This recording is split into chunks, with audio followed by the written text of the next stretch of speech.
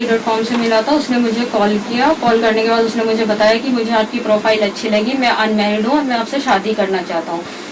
और इस बीच वो मेरे से 2-3 बार मिला और 1 साल बाद जब मेरी उससे बात हुई तो जब मैंने उसे शादी के लिए बोला तो उसने मुझे मना कर दिया। मुझे बताया कि वो अपनी घरवाली से डाइवोर्स लेकर तुमसे ही शादी करेगा और इस आश्वासन के साथ ही उन लोगों ने मेरे से कोर्ट में बयान दिलाए। लेकिन जैसे ही मेरी कोर्ट में गवाही कंप्लीट हुई, उस बंदे ने और उसके घर वालों ने मेरे से किसी भी तरीके का कोई कॉन्टेक्ट नहीं किया। मैं ये चाहती हूँ जितने भी लोग इसमें शामिल है, उसकी भाभी राजेश मिश्रा और एडवोकेट सचिन कश्यप, इन लोगों के खिलाफ कानूनी कार्रवाई हो, उन लोगों को सख्त से सख्त सजा मिले और मतलब मेरी FIR दोबारा दर्ज हो। और जो मैंने कोर्ट में उन लोगों के मतलब दबाव में आकर बयान दिए, मैं चाहती हूँ दोबारा उस पर कानूनी कार्रवाई और मेरे बयान दोबारा कराए जाए कोर्ट।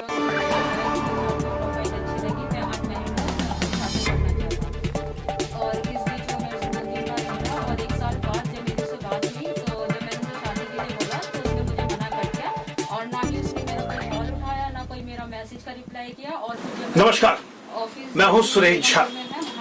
शादी.com एक ऐसा प्लेटफॉर्म है जहां पर युवक और युवतियों के आपस में परिचय होते हैं, शादी की शुरुआत होती है। अच्छा प्लेटफॉर्म है, लेकिन इस प्लेटफॉर्म का कुछ लोग बेजा इस्तेमाल करते हैं और बेजा इस्तेमाल इस तरीके से करते हैं कि वो अपनी नकली यानी फर्जी प्रोफाइल डाल लेते हैं और फिर लड़कियों के साथ एक धोखेबाजी करके उनके साथ रिश्ता बनाने की कोशिश करते हैं और जब उनके साथ तमाम तरह की चीजें घटनाएं हो जाती है जो उनके जीवन में नहीं होनी चाहिए। आज हम आपको एक ऐसी घटना से रूबरू कराने के लिए जा रहे हैं जहां पर CRPF के एक ASI आशीष शर्मा ने अपना प्रोफाइल डाला और उसकी पहचान वैशाली की एक लड़की के साथ हुई। दोनों के बीच मिलना जुलना शुरू हो गया और फिर आशीष शर्मा ने वो सब किया जो उसको लड़की के साथ नहीं करना चाहिए था। लड़की के साथ उसने भावनाओं के साथ खिलवाड़ किया, उसके साथ रेप किया, जेल भी गया।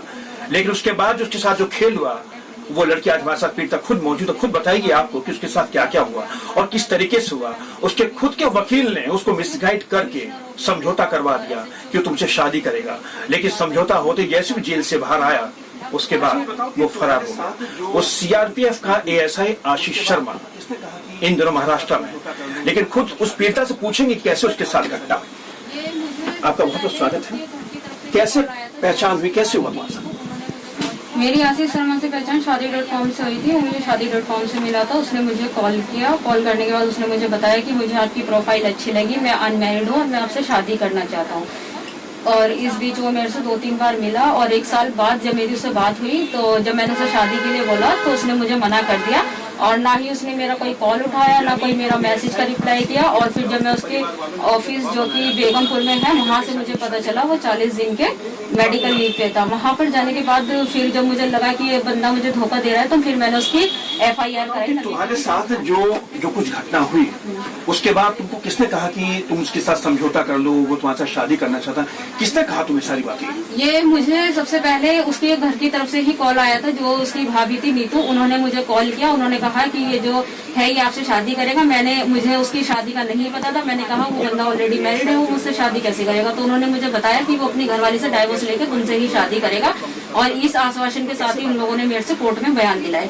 लेकिन जैसे ही मेरी कोर्ट में गवाही कंप्लीट हुई, उस बंदे ने और उसके घर वालों ने मेरे से किसी भी तरीके का कोई कॉन्टेक्ट यानी नहीं किया। जो ASI था CRPF का, उसके परिवार वालों ने तुम पे दबाव बनाया कि बाहर निकलते साथ तुमसे शादी कर देगा, तो तुम उनकी बातों में आ गई। हाँ, उन्होंने मेरे से इसी बाबत में मेरे से कोर्ट में बयान दिलाए, जिसके बाद मेरे से किसी भी तरीके का कोई कांटेक्ट नहीं किया गया और ना ही किसी भी तरीके की मेरे से कोई बात हुई शादी की, ना उसने अपनी घरवाली को डाइवोर्स दिया।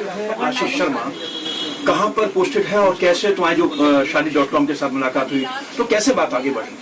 उस टाइम पे लातूर महाराष्ट्र में पोस्टेड था। उसने मुझे अपनी प्रोफाइल सेंड नहीं करी थी। उसने मुझे कॉल किया था। कॉल करके उसने मुझे कहा कि मुझे आपकी प्रोफाइल अच्छी लगी और मैं आपसे शादी करना चाहता हूँ। इसीलिए मेरी उससे बात हुई थी। लेकिन उस टाइम तक मुझे ये नहीं पता था वो बंदा मैरिड है और FIR तक भी मुझे ये भी कहा कि तुम्हारे वकील ने भी तुम्हें मिसगाइड किया। जो मैंने वकील कराया था उसने मुझसे 17,000 रुपए लिए थे उसकी बेल लगाने के लिए। उसने ये कहा था कि मैं आपकी शादी करा दूंगा, आपका समझौता करा दूंगा और इसकी बेल लगाऊंगा, जिसके लिए उसने मेरे से 17,000 रुपए लिए थे।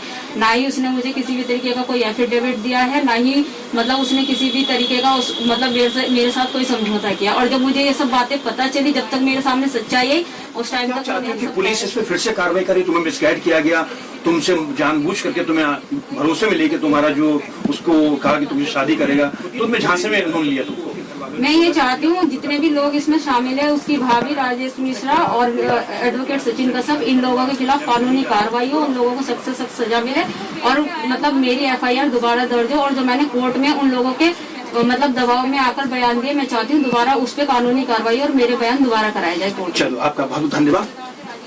यह है पीड़िता जिसके साथ ऐसा घिनौना कृत्य हुआ है, जिसे सुनकर आपके वाकई रोंगटे खड़े हो जाएंगे। ये घटना कोई नई नहीं है, इस तरह कई घटनाएं होती हैं, लेकिन जिस तरीके से इस लड़की के साथ जो कुछ हुआ है, अब पुलिस भी इसमें करे तो करे क्या। पुलिस ने मुकदमा दर्ज कर लिया था बलात्कार का, वो गिरफ्तार भी हो चुका था, लेकिन उसके घर वालों ने जिस तरीके से इनके साथ जो खेल खेला है, उसमें कहीं ना कहीं ये उलझ के रह गई और फिर चाहती है कि वह फिर से उसके खिलाफ कार्रवाई चाहती है। हम आपको दिखाते हैं कि जो एएसआई है सीआरपीएफ के अंदर, ये आशीष शर्मा है, जिसके खिलाफ सख्त से सख्त कार्रवाई होनी चाहिए, क्योंकि ये ऐसे लोग हैं जो आज कहीं ना कहीं पूरे देश के अंदर ये ऐसा खेल खेलते हैं, जो मासूम लड़कियों को अपने जाल में फंसाते हैं, उसके बाद उनके साथ वो घिनौना काम करते हैं, उसके बाद फरार हो जाते हैं, चुप हो जाते हैं। तो कहीं ना कहीं इनके खिलाफ कार्रवाई होनी बहुत ही जरूरी है। कैंपस राजेश के साथ सुरेश झा, न्यूज़ नेट, दिल्ली।